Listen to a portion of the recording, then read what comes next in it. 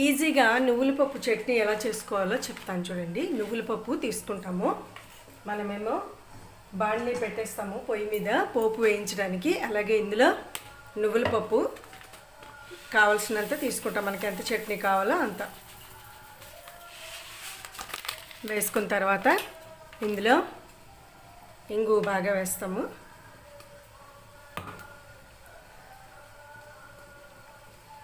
ఇంగు వేసిన తర్వాత ఇప్పుడు ఈ పోపు చూడాలి. ఇప్పుడు ఇందులోకి మనము పోపు వేసుకుంటాం అన్నమాట. ఆయిల్ కొద్దిగా వేసుకొని చూడండి, ఆయిల్ ఒక 2 చెంచాలు, ఎక్కువ అక్కర్లేదు. ఎండుమిరపకాయలు మనకి ఎన్ని కావాలంటే అన్ని. అలాగే శనగపప్పు, మినపప్పు, ఆవాలు చూడండి, ఆవాలు వేయాలి. అలాగే కొంచెం జీలకర్ర,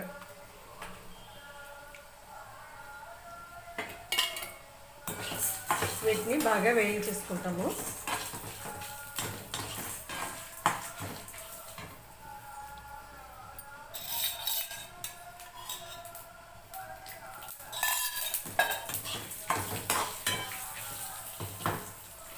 వేగుతూ ఉండగానే మనం చింతపండు కూడా వేసుకోవాలి కదా.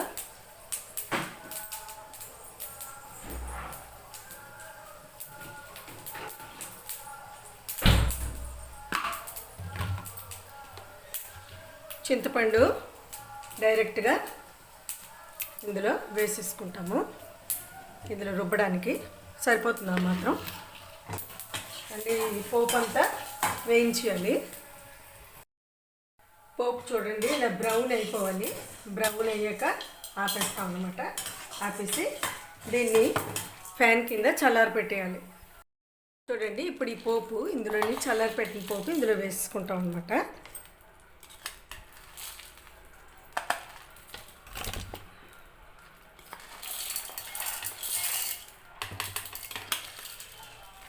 పోపు అంతా ఇందులో వేసేసుకుంటాం.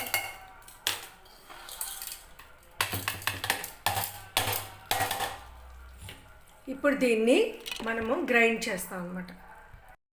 కొద్దిగా గ్రైండ్ అయిన తర్వాత ఇందులో ఉప్పు కావాల్సినంత వేసుకుంటాం. ఉప్పు వేయలేదు కదా, ఉప్పు వేసుకుంటాం అన్నమాట. ఎంత కావాలో అంత వేసుకొని మళ్ళీ మెత్తగా గ్రైండ్ చేసుకోవాలి. ఇప్పుడు ఇందులో చూడండి ఇలాగ వేసుకుంటాము. చట్నీ ఇది మనము గిన్నెలోకి తిరగేసుకుంటాం అన్నమాట. ఇప్పుడు దీనికి ఇంకా పోపు పెట్టాలి కదా, పెడదాం. ఇప్పుడు పొయ్యి మీద దీనికి కొంచెం పోపు పెట్టుకోవాలి కదా, అందుకని ఆయిల్ వేసుకుంటాము. ఒక చెంచాడు ఆయిల్ వేసుకొని కొంచెం ఆవాలు,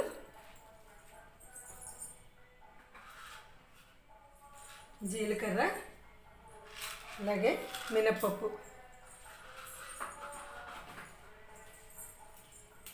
అలాగే ఎండుమిరపకాయలు చిన్న ముక్క కట్ చేసుకుంటే ఒక్కటి సరిపోతుంది. అలాగే కరివేపాకు,